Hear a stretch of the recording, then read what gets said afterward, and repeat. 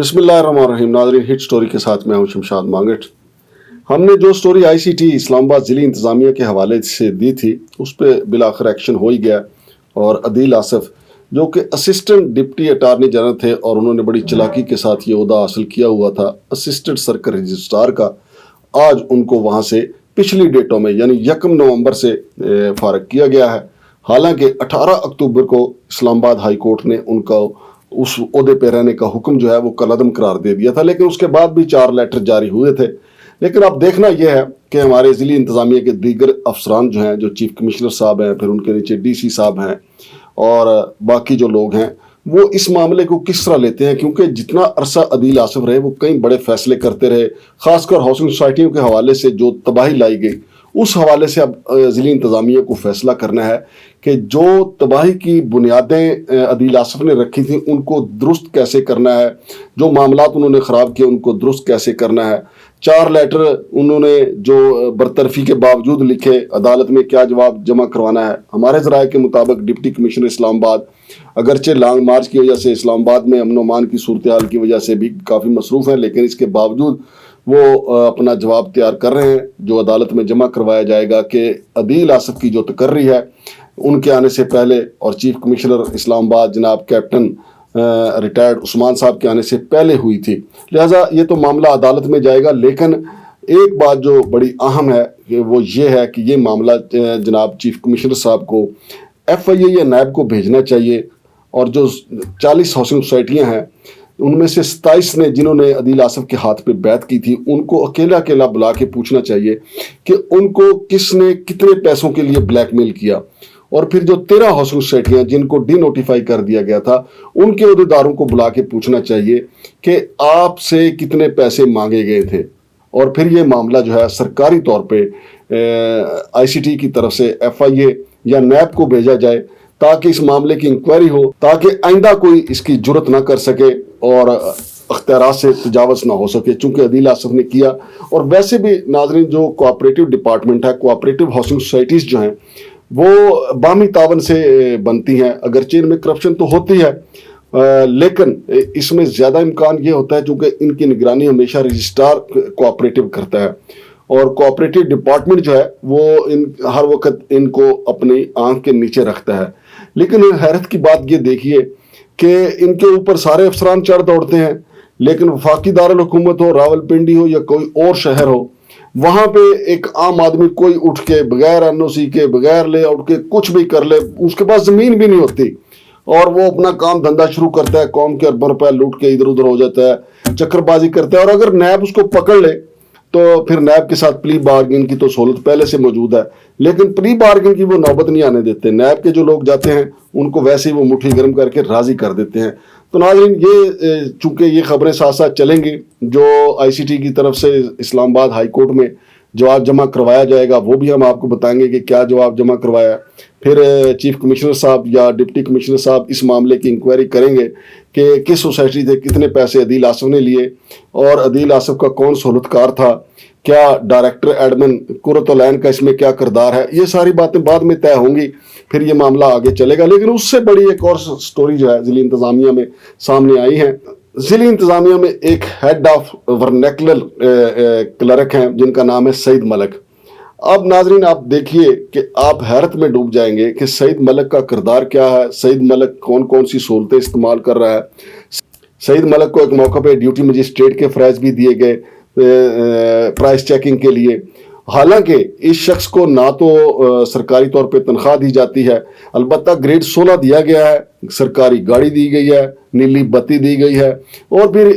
ज़िली इंतज़ामिया में बैठे हुए कुछ अफसरान ने इस पर मेहरबानी करते हुए इसे पुलिस की वर्दी पहनने की भी इजाज़त दी हुई है। और मेरे मुसद्दक़ा ज़राए ने इस बात की तस्दीक की है कि इसके ख़िलाफ़ इसके जो ओहदा है इसको हाउसिंग सोसाइटियों के जो ज़मीनों के मामलात हैं उनकी निगरानी पे मामूर किया गया है। इसका असल काम है कि सोसाइटियों को घेर के ले आओ اب یہ چیف کمشنر صاحب کو چاہیے یا ڈی جی صاحب کو چاہیے سعید رمضان صاحب کو کہ وہ دیکھیں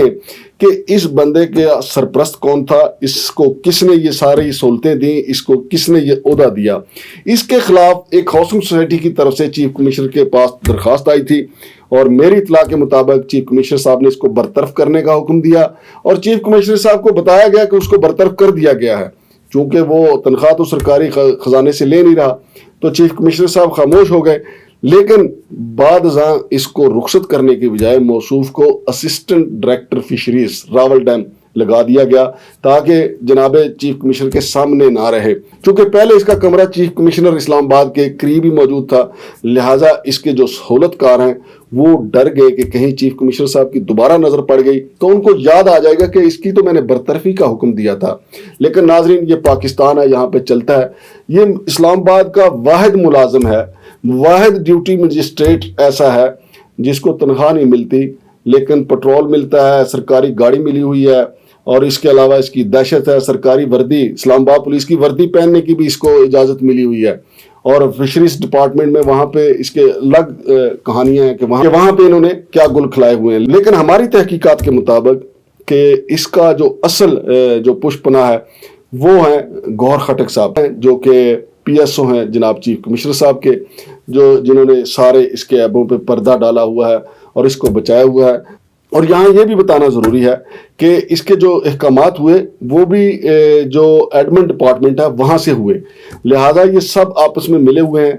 چیف کمشنر صاحب جب تک ایک ایک بندے کی تلاشی نہیں لیں گے اصل بندہ ان کے سامنے نہیں آئے گا. اور آنے والے دنوں میں آپ دیکھیے گا کہ جتنی بڑی یہاں پہ وارداتیں ہو رہی ہیں, نہ صرف چیف کمشنر پہ الزام آئے گا بلکہ ڈپٹی کمشنر پہ تو پہلے ہی الزام آ چکا ہے. وہ تو خود عدالت عالیہ میں جواب دے ہیں کہ عدالت نے ان سے پوچھا ہے کہ آپ کو تو رجسٹرار کوآپریٹو کے اختیار ہی نہیں دیے گئے, اور سوسائٹیوں کا جو کوآپریٹو ہاؤسنگ سوسائٹی ہے ان کا یہ مطالبہ ہے کہ کوآپریٹو ڈپارٹمنٹ کا جو رجسٹرار کوآپریٹو ہے وہ الگ تھلگ ہونا چاہیے, نہ کہ ڈی سی جو ہے وہ اس معاملے میں مداخلت کرے. لیکن پتہ نہیں, چونکہ اختیارات ادھر ادھر استعمال کرنے کی ایک عادت ہوتی ہے, لہذا ڈی سی جو ہے جو بھی ہو, گرچہ جو سابقہ ڈی سی صاحبان تھے ان کے الگ سے اس کے آرڈر بھی ہوئے تھے, لیکن موجودہ ڈی سی عرفان میمن صاحب تو ایسے لگتا ہے جس طرح بہت جلدی میں ہے کہ انہوں نے بغیر آرڈروں کے ہی اپنا کام سیدھا کر لیا تھا. چلیں یہ بات تو وہ ہائی کورٹ میں جواب دیں گے عرفان میمن صاحب کہ انہوں نے ایسا کیوں کیا, لیکن اس بات کا جواب کون دے گا کہ یہ جو موصوف ہیں سعید ملک صاحب جو اپنے اختیارات کا نجائز استعمال کر رہے ہیں, جن کو ڈیوٹی لگائی گئی ہے, وہ کس نے ڈیوٹی لگائی ہے کہ وہ سوسائٹیوں کے لینڈ سے متعلق معاملات کی نگرانی کریں گے اور پھر سوسائٹیوں کے جو لینڈ کے معاملات ہیں ان کو اپنی مرضی سے گھیر کے آئی سی ٹی میں لے کے آئیں گے اور پھر جو ان کا سرپرست ہے اس کے سامنے آ کے سرنگو کریں گے اور پھر اس سوسائٹی کے ہاتھ پاؤں باندھ کے اس کو ذبح کر لیا جائے گا. ناظرین, یہ کروڑوں اربوں روپے کے معاملات ہیں. یہ ہیڈ آف ورنیکولر کلرک جس کا نام میں نے آپ کو بتایا سعید ملک, آپ نے تصویریں دیکھی کہ یہ سرکار کی وردی پولیس اسلام آباد پولیس کی وردی بھی پہنتا ہے. کل کلاں کو موصوف کسی ناکے پہ کھڑے ہو کے آپ کو اطلاع مل جائے گی کہ کسی ناکے پہ کھڑے ہو کے وہ گاڑیاں بھی چیک کرنے لگ جائیں گے. ڈیوٹی مجسٹریٹ تو وہ پہلے رہ چکے ہیں اور پھر ان کو یہ بھی اختیار لازمی طور پہ کسی نہ کسی اس کے بڑے سرپرست نے دیا ہوگا کہ وہ کسی تھانے سے پولیس منگوا لے. تو کسی تھانے سے پولیس منگوا کے اگر موصوف نے اپنے کسی مخالف کے گھر ہی چڑھائی کر دی تو پھر اس کا کون ذمہ دار ہوگا. ہم نے اس حوالے سے چیف کمشنر صاحب کو بھی میسج لکھا, پھر ڈپٹی کمشنر صاحب کو بھی میسج لکھا کہ وہ ان کی پوزیشن کے بارے میں بتائیں, پھر ڈی آئی جی جناب چٹھا صاحب کو بھی اس حوالے سے لکھا کہ ان کو کس نے وفاقی پولیس کی وردی پہننے کی اور نیلی بتی والی گاڑی استعمال کرنے کی اجازت دی ہے. تو ناظرین, ان کا جو جواب آئے گا, جو ان کا موقف ہوگا وہ بھی آپ کے سامنے رکھیں گے. جب میں پروگرام کر رہا ہوں اس وقت تک تو ان کا جواب نہیں آیا, جو ہی جواب آئے گا وہ بھی ہم رکھیں گے. لیکن یہ آئی سی ٹی میں ہو کیا رہا ہے, یہ سارا معاملے کو دیکھنا ہے چیف کمشنر صاحب نے, کیونکہ چیف کمشنر صاحب کے پاس چیئرمین سی ڈی اے کا بھی عہدہ ہے. ویسے بھی عدالت میں ایک معاملہ ہائی کورٹ میں گیا تھا کہ یک وقت چیف کمشنر صاحب کے پاس 2 عہدے نہیں ہونے چاہیے. تو ان معاملات کو اگر دیکھا جائے تو یہ تو پھر بات درست ہے کہ چیف کمشنر کے پاس ایک عہدہ ہونا چاہیے تاکہ وہ چیف کمشنر کے طور پہ معاملات کو دیکھیں. ان کے نیچے جو کالی بھیڑیں کرپشن کی انت مچا رہی ہیں, اس لیے بہت ضروری ہے کہ وہ اپنے نیچے کام کرنے والوں کی تلاشی لیں اور جو بھی اختیارات کا نجائز استعمال کر رہا ہے اس کے خلاف ایکشن لیں, بالکل عدیل آصف کی طرح. ابھی تو ہم نے صرف 2 بندوں کی نشاندہی کی ہے, ابھی معاملہ اور آگے چلے گا. شمشاد مانگٹ کو اجازت دیجیے. اللہ حافظ.